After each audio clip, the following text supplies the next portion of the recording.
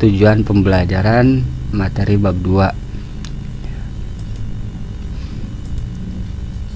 Kita mulai saja. Yang pertama, pembahasan tentang individu ya. Sesuai dengan ilustrasi gambar ya, gambar individu manusia perorangan.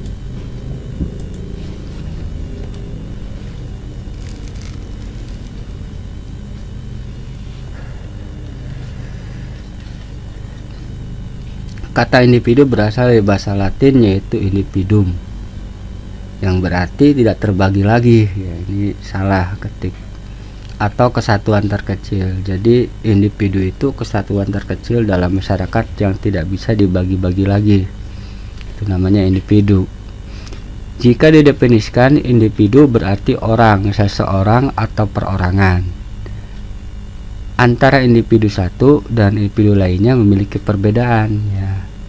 Antara individu yang satu dengan individu yang lain tentunya berbeda ya, tidak sama, entah itu karakter, sikap, emosi, bahkan dari segi fisik pun berbeda.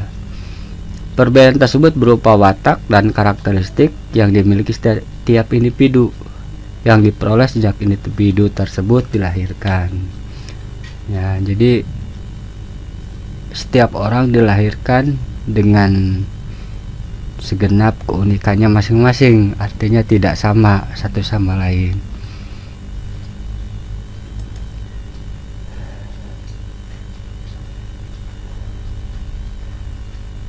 Individu membutuhkan orang lain dalam rangka memenuhi kebutuhan-kebutuhan hidupnya. Jadi setiap individu tidak bisa hidup sendiri, dia membutuhkan orang lain dalam rangka memenuhi kebutuhan-kebutuhan hidupnya. Individu senantiasa melakukan hubungan-hubungan sosial dengan individu yang lain dalam rangka memenuhi kebutuhan-kebutuhan hidupnya tersebut. Maka terbentuklah kehidupan bersama yang disebut sebagai masyarakat. Jadi masyarakat itu bermula dari seorang individu yang tidak bisa memenuhi kebutuhan hidupnya sendiri, sehingga kemudian dia mengadakan hubungan dengan individu yang lain ya. Hubungan-hubungan ini terus meluas ya, akhirnya banyak, melengkapi banyak orang, akhirnya terbentuklah masyarakat. Itu maksudnya seperti itu. Jadi masyarakat itu terdiri dari individu-individu yang berbeda-beda satu sama lain.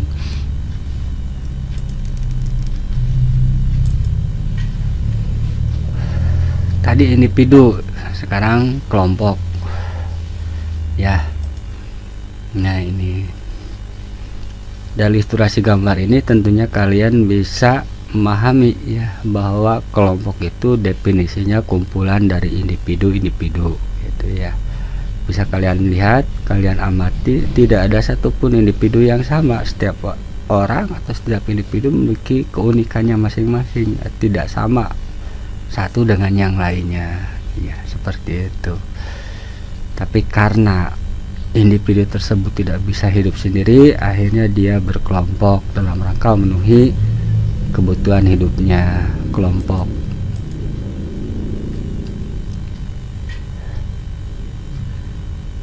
Hasrat manusia yang dibawa sejak lahir. Hasrat itu keinginan ya, hasrat keinginan yang bersifat kodrati atau dari Tuhan, dari sananya. Yang pertama, keinginan untuk menjadi satu dengan manusia lain di sekelilingnya. Jadi sejak manusia lahir itu memiliki hasrat atau keinginan atau kodrat atau takdir dari Tuhannya bahwa dia itu ingin menyatu ya, ingin bersama dengan manusia lain di sekelilingnya. Ini artinya bahwa manusia itu ditakdirkan untuk hidup bersama dengan yang lain. Kalau seandainya tidak seperti itu, dia tidak akan bisa bertahan hidup atau kehidupannya tidak akan bahagia ya, karena dia menentang kodrat atau takdirnya sendiri. Hasrat manusia yang dibawa sejak lahir yaitu keinginan untuk menjadi satu dengan manusia lain di sekelilingnya ya. Kemudian yang kedua, keinginan untuk menjadi satu dengan lingkungan alamnya ya. Jadi hasrat kodrat dari Tuhan sejak manusia yang dilahirkan itu ada dua. Yang pertama ingin bersama dengan orang lain, dengan manusia yang lain, ingin diterima oleh orang lain. Yang kedua ingin menjadi satu dengan lingkungan alamnya, ya.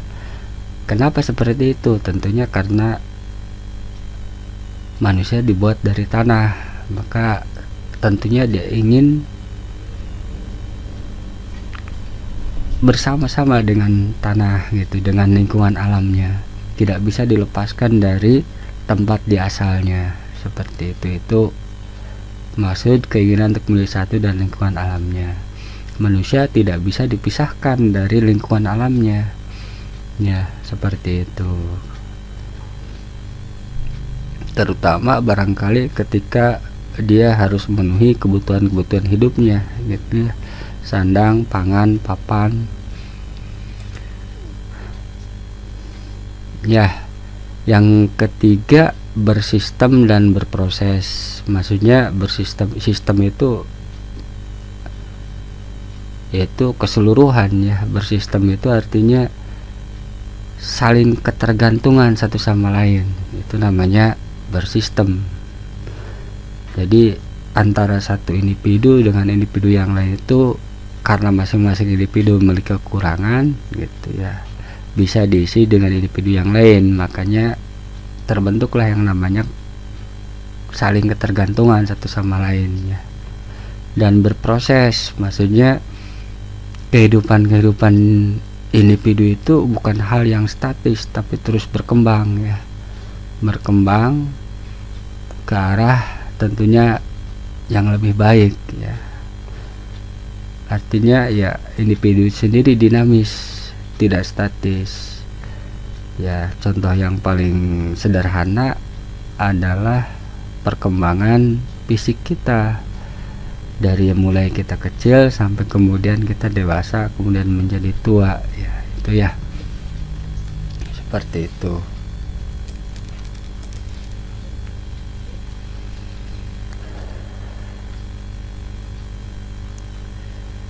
Keterikatan dan ketergantungan antara manusia satu sama lain mendorong manusia untuk membentuk kelompok sosial, yaitu ya, karena saling tergantung, saling membutuhkan satu sama lain, maka hal tersebut mendorong manusia untuk membentuk kelompok sosial, ya. Syarat kelompok sosial, ya, syarat kelompok sosial. Jadi kumpulan individu itu belum tentu disebut kelompok, ya. Jadi kelompok itu tidak hanya definisinya kumpulan individu, tapi harus ada beberapa syarat kumpulan individu bisa disebut sebagai kelompok sosial.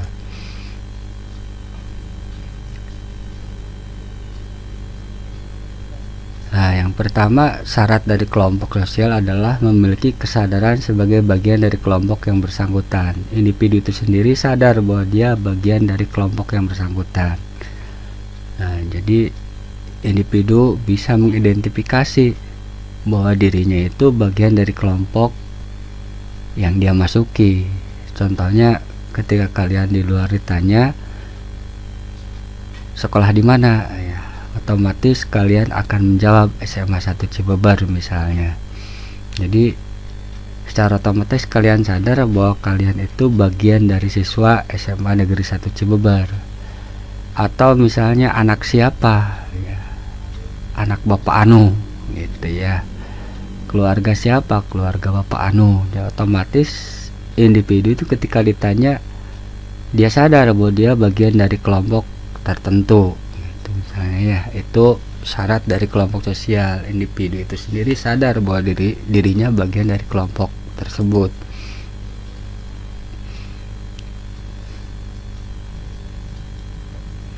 Yang kedua ada hubungan timbal balik, ya. Hubungan timbal balik antara anggota yang satu dengan yang lain. Ada hubungan timbal balik, memberi menerima gitu ya, take and give, menolong ditolong gitu, timbal balik maksudnya. Ada hubungan timbal balik antara anggota yang satu dengan yang lain gitu ya.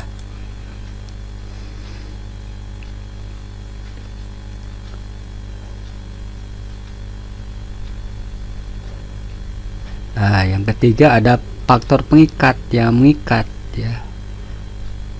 Faktor pengikat sehingga kita tetap dalam kelompok tersebut, merasa satu atau menjadi bagian kelompok tertentu karena tentunya memiliki faktor pengikatnya. Ada faktor pengikat yang dimiliki oleh anggota kelompok seperti kepentingannya. Kalian bagian dari kelompok siswa SMA Negeri 1 Cibebar, tentunya punya kepentingannya belajar ya. Kepentingannya sekolah, belajar, tujuannya untuk belajar ya. Jadi mencari ilmu, mendapatkan ijazah, kepentingan yang sama, ideologi yang sama atau cara pandang yang sama gitu ya, bahwa untuk bisa meningkatkan taraf hidup misalnya harus sekolah ya, ideologi yang sama. Cara ideologi itu artinya ide itu gagasan atau cara kita memandang kehidupan ini gitu ya. Jadi syarat kelompok itu ada 3: memiliki kesadaran sebagai bagian dari kelompok yang bersangkutan, adanya hubungan timbal balik antara anggota yang satu dengan yang lain, ada faktor pengikat yang dimiliki oleh anggota kelompok seperti kepentingan, tujuan, dan ideologi yang sama. Berikutnya, memiliki struktur, tujuan, dan pola perilaku yang sama. Struktur ya, struktur itu ya ada status dan peran gitu ya, ada strukturnya. Misalnya dalam kelompok sosial SMA 1 Cibebar, atau misalnya kelompok ekstrakurikuler Parang Merah Remaja ya, PMR. Misalnya ada struktur, siapa yang jadi ketuanya, siapa yang bagian keamanannya, itu struktur. Siapa sekretarisnya, bendaharanya, anggotanya ya, bagian peralatannya, ada struktur. Di sekolah ya sama, misalnya SMA 1 Cibebar, ada kepala sekolahnya, ada tata usahanya, ada wakaseknya, wakil kepala sekolahnya, ada gurunya, ada siswanya, ada struktur jelas ya antara status dan peranan yang harus dilakukan dalam kelompok tersebut sehingga kelompok tersebut berjalan secara teratur. Ada tujuan yang hendak dicapai dan pola perilaku yang sama ya. Biasanya dalam satu kelompok itu pola perilaku orang-orang yang ada di dalamnya itu sama gitu ya. Contohnya misalnya pakaian sama, seragam sekolah SMA ya, logonya logo sama, itu pola perilaku yang sama karena diikat oleh aturan-aturan, makanya cenderung memiliki kesamaan-kesamaan. Baik, kita lanjutkan. Berikutnya ya, ini dari ilustrasi gambar tentunya kalian bisa paham. Ini obrolan ya, kalau dalam sosiologi namanya interaksi sosial ya. Interaksi itu hubungan timbal balik, proses memberi dan menerima pesan gitu ya. Ini dari gambar hubungan sosial ya. Hubungan sosial itu hubungan antara individu yang satu dengan individu yang lain yang melibatkan proses interaksi sosial, itu namanya hubungan sosial.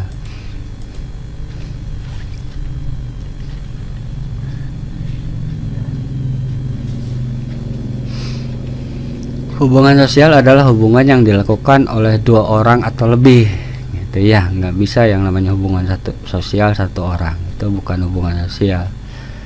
Hubungan sosial adalah hubungan yang dilakukan oleh 2 orang atau lebih ya, lebihnya bisa 100, 200, tak terhingga, yang penting 2 orang atau lebih. Unsur mendasar dari hubungan sosial adalah interaksi sosial. Jadi yang mendasari hubungan sosial itu adalah interaksi sosial. Nggak mungkin ada hubungan sosial tanpa interaksi sosial. Interaksi antar manusia terjadi karena manusia saling membutuhkan ya. Manusia kenapa berinteraksi atau saling memberikan pesan satu sama lain? Tentunya karena setiap manusia saling membutuhkan satu sama lain ya. karena kesadaran bahwa tidak ada satupun manusia yang bisa memenuhi kebutuhannya sendiri.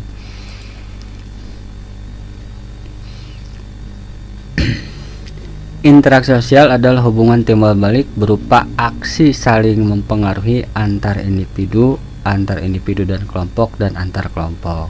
Ya. Interaksi sosial adalah hubungan timbal balik. Ya. Timbal balik, memberi menerima, bertanya menjawab. Ya.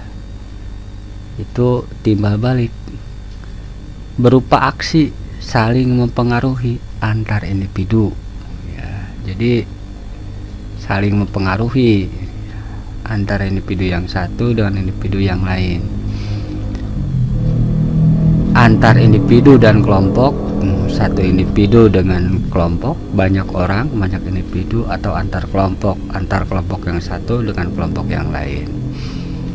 Antar individu jelas satu orang dengan satu orang, ya, saling mempengaruhi, saling memberikan informasi, ya, ngobrol gitu ya, dua orang. Antar individu dan kelompok contohnya digambar, barangkali satu individu dengan dua orang, ya, termasuk kelompok, ya. Contohnya guru mengajar di kelas. Antar kelompok, ya, contohnya dua kesebelasan bertanding, itu termasuk interaksi sosial antar kelompok, antar banyak orang dengan banyak orang. Dalam hubungan tersebut, individu atau kelompok bekerja sama atau berkonflik, melakukan interaksi baik formal maupun informal, baik langsung maupun tidak langsung. Dalam interaksi sosial, salah satu pihak memberikan stimulus atau aksi dan pihak lain memberikan respon atau reaksi. Dalam hubungan tersebut, individu atau kelompok bekerja sama atau berkonflik, ya. Jadi hubungan kita dengan orang lain, ya, atau hubungan kita dengan kelompok itu selalu diwarnai oleh dua hal, kerjasama atau konflik, atau penerimaan atau penolakan, gitu ya. Jadi fenomena interaksi sosial itu selalu memunculkan dua kecenderungan, kerjasama atau konflik. Ya, kenapa kemudian ada konflik? Karena tentunya karena ada interaksi, dan tidak selamanya interaksi itu berjalan mulus. Ya, akan selalu ada penolakan. Kenapa ada penolakan? Karena setiap orang tentunya berbeda, gitu ya. Melakukan interaksi atau hubungan timbal balik tadi, baik formal, misalnya di kelas, ya, dalam pembelajaran, maupun informal, ya, di warung kalian, di kantin itu informal, belajar atau berbicara atau berinteraksi dengan sesama teman. Baik langsung ini tatap muka langsung, ya, face to face, individu satu dengan individu yang lain bertemu kemudian ngobrol langsung, itu namanya interaksi langsung, ya. Maupun tidak langsung atau lewat pelantara, misalnya melalui media WhatsApp, Messenger, atau lewat telepon, gitu, atau lewat surat, ya, itu interaksi sosial, bisa langsung maupun tidak langsung, bisa formal maupun informal. Dalam interaksi sosial, salah satu pihak memberikan stimulus itu rangsangannya. Contohnya misalnya guru bertanya, siswa menjawab, itu stimulusnya itu guru yang bertanya. Nah, kemudian siswa menjawab, aksi dari pihak lain memberikan respon atau reaksi. Karena stimulus guru bertanya, maka siswa menjawab, itu responnya atau reaksinya. Nah, ini gambarnya, ya. Saling berinteraksi satu sama lain antara individu satu dengan individu yang lain dalam sebuah kelompok. Tentunya hal ini tidak bisa dilepaskan dalam kehidupan kita seharian. Ya, kita selalu berhubungan atau berinteraksi dengan teman, sahabat, dengan individu yang lain, ya. Syarat terjadinya interaksi sosial.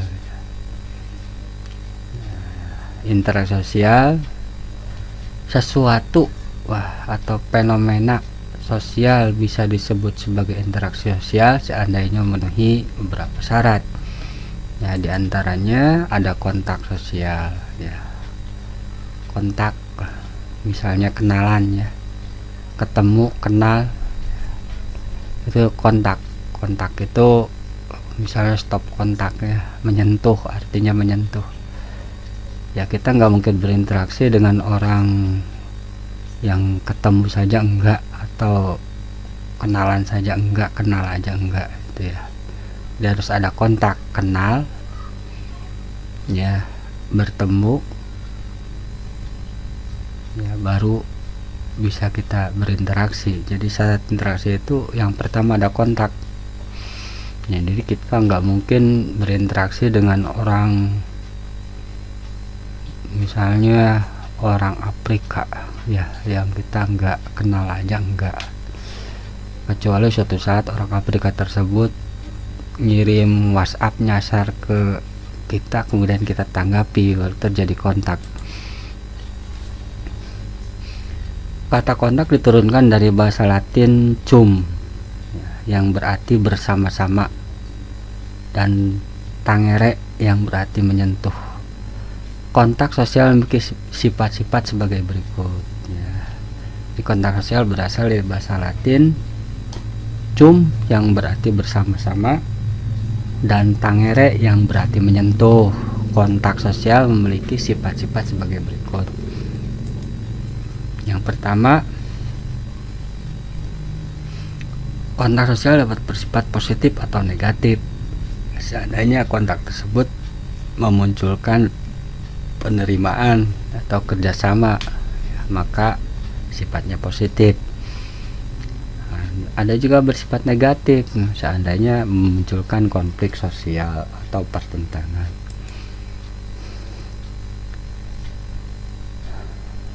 Nah, kontak sosial dapat bersifat primer atau sekunder. Maksudnya primer itu langsung, ya, tatap muka langsung. Kita berpapasan dengan seseorang di jalan misalnya,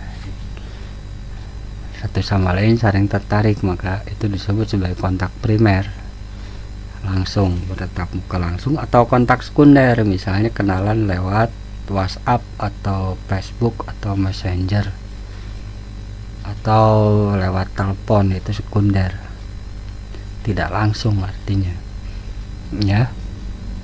Nah, jelas ya.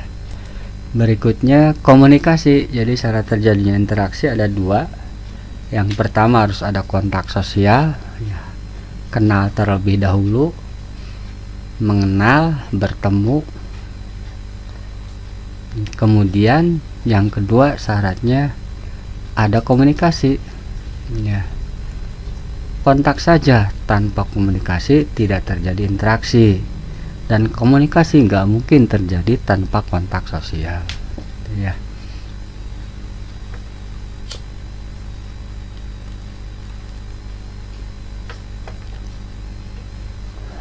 Apa itu komunikasi? Komunikasi adalah pengiriman dan penerimaan pesan atau berita antara dua orang atau lebih, sehingga pesan yang dimaksud dapat dipahami.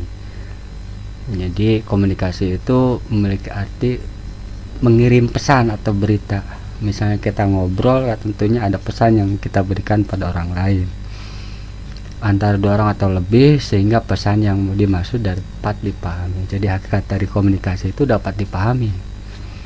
Kalau seandainya ada komunikasi tetapi tidak bisa dipahami, itu bukan komunikasi, ya. Mungkin terjadi kontak tapi tidak terjadi komunikasi. Contohnya ketika kalian bertemu dengan orang bule, ya, terjadi kontak, barangkali kalian berpapasan, ya, face to face, kemudian berusaha untuk saling mengenal, tapi kalian tidak mengerti bahasa yang diutarakan oleh bule tersebut, maka tidak terjadi komunikasi, bukan termasuk interaksi berarti.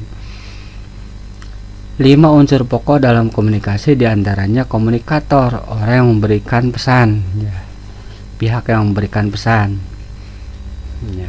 Komunikan, pihak yang menerima pesan. Komunikan, pesan itu sendiri, medianya, bisa melalui gestur tubuh ya, gerak tubuh, mimik muka ya, gestur dalam bentuk misalnya emosi. Jadi yang namanya media itu tidak hanya lewat kata verbal, bisa melalui gerak-gerik tubuh kita, itu memberikan pesan. Kemudian efek, artinya akibat dari proses komunikasi tersebut.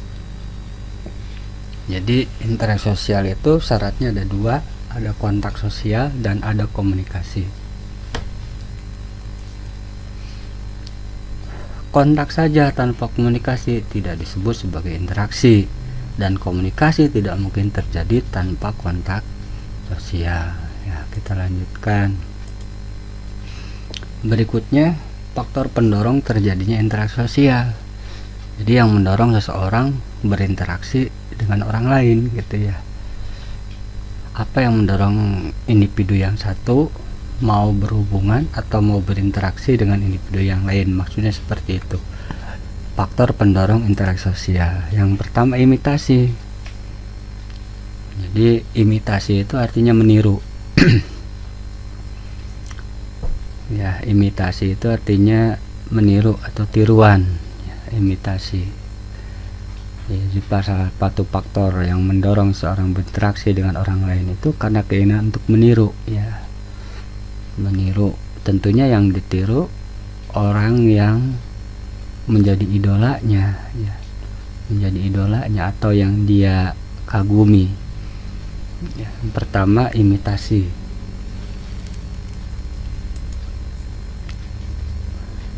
Yang kedua, sugesti. Sugesti itu artinya pemaksaan ide ya, atau ketika kita memberikan satu ide-ide tertentu pada orang lain dan orang lain itu tanpa mau berpikir panjang menerima ide yang kita berikan, itu namanya sugesti ya. Biasanya orang yang memberikan sugesti ini orang-orang tertentu, misalnya yang memiliki harisma ya, dokter misalnya kepada pasiennya itu memberikan sugesti. Pasien itu tidak bisa berpikir rasional dan cenderung mempercayai dokter tersebut, padahal bisa jadi salah, itu namanya sugesti. Atau misalnya penguasa ya, pejabat kepada rakyatnya, itu sugesti. Atau misalnya fenomena hipnotis, ini juga sugesti maksudnya ya. Jadi sugesti itu pemberian ide atau pemberian gagasan dari pihak tertentu kepada pihak yang lain tanpa pihak yang lain tersebut mampu untuk berpikir rasional ya. Maksudnya berpikir ulang apakah gagasan yang diberikan tersebut benar atau salah, itu namanya sugesti ya. Sugesti itu tentunya dipengaruhi oleh faktor pemberi sugesti, biasanya orang yang punya otoritas dalam bidang keilmuan seperti yang saya contohkan tadi, dokter ya, orang yang memiliki harisma ya, contohnya penguasa, misalnya fenomena cuci otak yang dilakukan oleh Hitler, atau pengaruh yang diberikan oleh pidatonya Bung Karno, itu termasuk sugesti ya. Faktor pemberi sugesti terjadi karena faktor pemberi sugesti, kemudian faktor yang orang yang diberikan sugesti ya. Orang yang diberikan sugesti biasanya orang yang tidak bisa berpikir secara rasional ya. Kenapa dia tidak bisa berpikir secara rasional? Barangkali ya karena pikirannya kacau, atau karena memang dia tidak siap dengan ide-ide baru yang diberikan oleh, atau cenderung percaya ya, percaya tanpa berpikir ulang ya, kenapa dia percaya. Ini barangkali fenomena hoak ya, mengandalkan sugesti.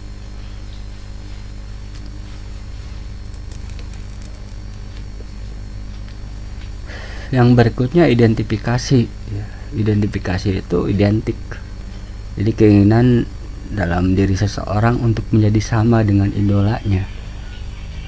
Kalau imitasi hanya sekedar meniru saja, kalau identifikasi itu lebih dalam lagi. Dia ingin identik sama persis dengan idolanya, baik dari segi potongan rambut, warna rambut, pakaian, tingkah laku, gaya bicara, dan lain sebagainya. Itu identifikasi. Ya. Berikutnya simpati. Ya, simpati itu rasa tertarik, ya, ketertarikan seorang terhadap orang lain, ya, tentunya karena faktor tertentu, ya. Simpati misalnya ucapan selamat ulang tahun, itu simpati, ya, atau ketika kita menjuarai lomba selamat, ucapan selamat dari orang lain, itu simpati, ketertarikan seseorang terhadap orang lain. Berikutnya empati. Kalau empati ini simpati yang lebih dalam sehingga mempengaruhi kejiwaan seseorang. Misalnya ketika kita mendengarkan peristiwa bencana alam, ya, kita tergerak untuk memberikan bantuan atau ikut merasakan kesedihan dari korban bencana alam tersebut, gitu ya, sampai kemudian kita meneteskan air mata, ya, misalnya, itu namanya empati. Ini ada 5, ya, faktor pendorong interaksi sosial: imitasi, sugesti, identifikasi, simpati, dan empati. Silahkan kalian ulang-ulangi kembali penjelasan saya, mudah-mudahan kalian mengerti. Berikutnya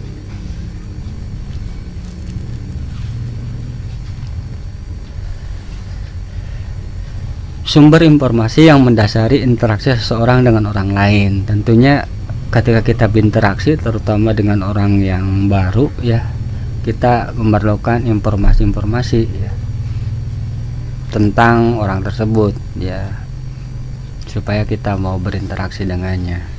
Biasanya informasi itu sumbernya dari pengalaman hidup kita, atau dari bacaan, atau dari cerita orang lain, gitu ya. Kenapa kita cenderung untuk tidak mau berinteraksi atau bahkan menghindar dengan orang yang tatoan misalnya, atau orang yang tampangnya sangar? Karena tentunya sebelumnya kita sudah punya perbendaharaan pengetahuan tentang orang seperti itu, sehingga kemudian timbul stigma dalam diri kita, sehingga kita akan cenderung memberikan justifikasi negatif sebelum kita berinteraksi, ya, dengan dia. Ya, barangkali tidak selamanya seperti itu, gitu ya.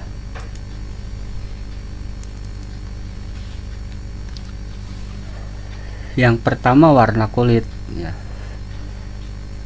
Warna kulit itu memberikan informasi kepada kita bagaimana kita memperlakukan orang dengan warna kulit tertentu. Misalnya antara orang negro kulit hitam dengan orang kulit putih, ya, kita akan cenderung mengasumsikan berbeda. Misalnya orang kulit hitam itu kuat, ya, kuat, ya, ini dalam pikiran kita barangkali, ya, cenderung sumber informasi banyak, ya, dari pengetahuan dari mulai SD kita terima atau dari TV kayak, ya, cenderung mengidentifikasikan orang kulit hitam misalnya fisiknya kuat, bodoh, misalnya orang kulit putih misalnya pintar, gitu ya, warna kulit.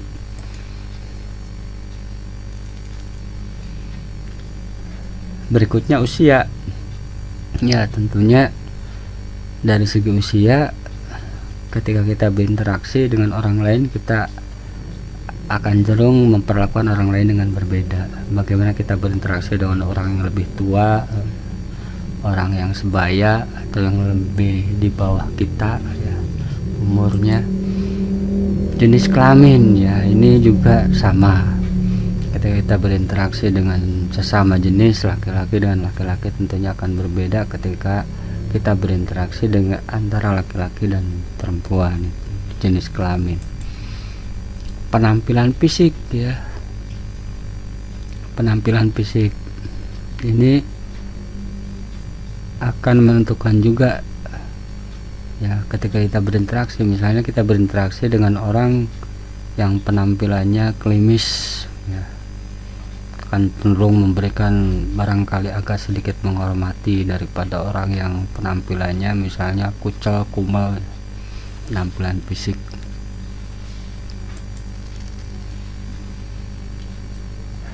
Bentuk tubuh juga, ya, bentuk tubuh, pakaian, wacana, ya, wacana tentang atau